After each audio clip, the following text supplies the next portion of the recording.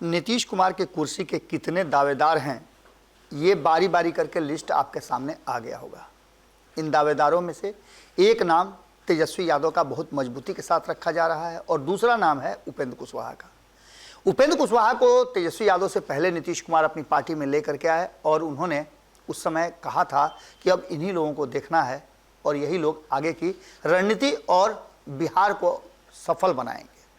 उसके बाद से सब कुछ ठीक ठाक चल रहा था, लेकिन अचानक से जब नीतीश कुमार 2 साल से भी कम समय में पाला बदल देते हैं और महागठबंधन में आ जाते हैं एनडीए को छोड़ करके, तो उनका नया राग हो जाता है। इस बीच में बहुत सारी घटनाएं घटी।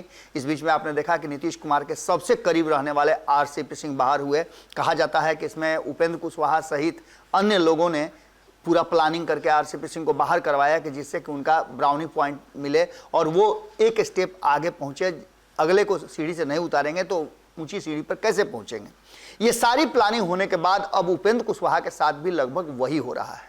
इसका सीधा मतलब है कि कहीं ना कहीं नीतीश कुमार से कुर्सी झटकने में असफल उपेंद्र कुशवाहा अब एक नए मिशन पे चले गए हैं और इस मिशन में उनके साथ क्या एग्रीमेंट हुआ है वो अब धीरे धीरे नजर आने लगा है।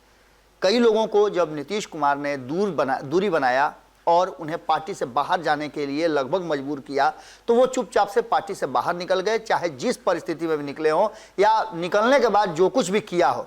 लेकिन उपेंद्र कुशवाहा ऐसा कर रहे हैं जिससे कि एक अलग तरह की रणनीति और राजनीति देखने को मिल रही है।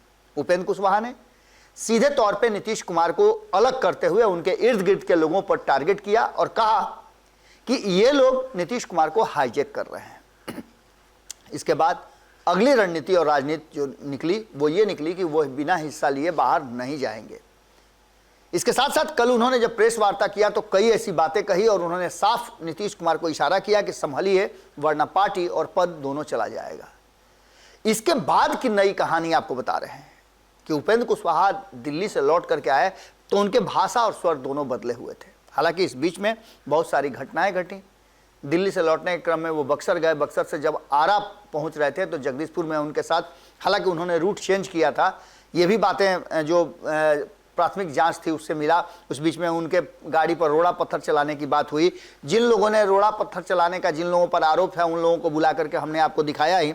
लेकिन इन सब के बीच में जो नया एग्रीमेंट नजर आ रहा है वो ये कि लौकुश के साथ साथ उपेंद्र कुशवाहा वो जमीन भी तैयार कर रहे हैं जिस जमीन पर आने वाले समय में बिहार की राजनीति और एनडीए अपना मजबूत दावेदारी पेश कर सके।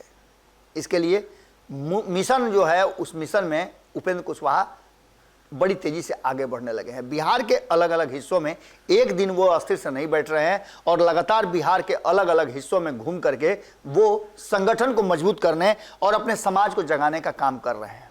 ऐसी स्थिति में भारतीय जनता पार्टी की भी नज़र उन पर है। भीतर खाने में चर्चा इस बात की शुरू हो गई है कि जहां एक तरफ आरसीपी सिंह इस बात का इंतजार कर रहे हैं कि जब 22 तारीख को श्री कृष्ण सिंह की जयंती पर अमित शाह पटना आएंगे, उसके बाद बिहार की नई राजनीति और नए गठबंधन की शुरुआत होगी। लेकिन उससे पहले आपको बता दें कि उसके लिए प्लॉट तैयार करना शुरू कर चुके हैं उपेंद्र कुशवाहा। उपेंद्र कुशवाहा ने साफ तरीके से कहा है और उपेंद्र कुशवाहा के कई करीबियों ने कहा है कि जिस श्री कृष्ण बाबू को अपना बताने की कोशिश कर रहे हैं नीतीश कुमार और उनके टीम के लोग, उनमें से कई ऐसे लोग हैं जो श्री कृष्ण बाबू के लिए क्या किए हैं, उनके आइडियोलॉजी के साथ चले हैं कि नहीं चले हैं और उसके साथ साथ उनके लोगों के साथ क्या किए हैं, ये बातें नीतीश कुमार को जरूर समझनी चाहिए।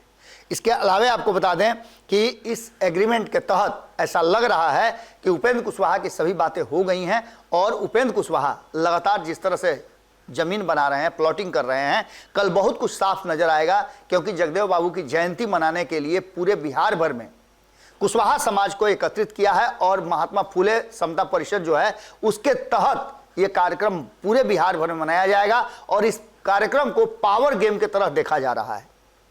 देखना यह भी दिलचस्प होगा कि नीतीश कुमार से कुर्सी झटकने में असफल उपेंद्र कुशवाहा कौन सी रणनीति बनाते हैं। हालांकि एक रणनीति तो साफ नजर आ रही है कि आने वाले 22 तारीख को, जहां एक तरफ 2 तारीख को वो कुशवाहा समाज को जगदेव बाबू के नाम पर एकत्रित करके और उन्हें मजबूत करने की कोशिश कर रहे हैं, वहीं 22 तारीख को अमित शाह के आने से पहले वो भूमिहार समाज को भी ये बताने का कोशिश कर रहे हैं कि भूमिहार समाज हमेशा असुरक्षित है नीतीश कुमार और उनके अगल बगल के लोगों से।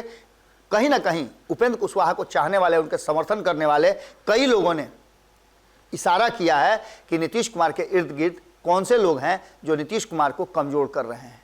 अब इसका असर क्या होगा ये तो आने वाला वक्त बताएगा, लेकिन इतना मान के चलिए कि उपेंद्र कुशवाहा नए मिशन पर निकल चुके हैं और ये मिशन कहीं ना कहीं डैमेज कर रहा है नीतीश कुमार और उनकी पूरी टीम को। अगर ये वीडियो पसंद आई और वह बिहार के राजनीति और बिहारियत से सरोकार रखेनी तो सब्सक्राइब बटन दबा के चैनल के सब्सक्राइब कर ली। ओजे एगो घंटी बा, ओकरा बटन दबा देला से कुल सटीक और मारक खबर रुआ मुफ्त में मिल जाई। अगर रुआ पत्रकारिता के हमनी के नया प्रयोग में सहयोग कर चाहतानी तो ज्वाइन बटन दबा दी। पेटीएम नंबर नोट कर ली 9386816700। धन्यवाद।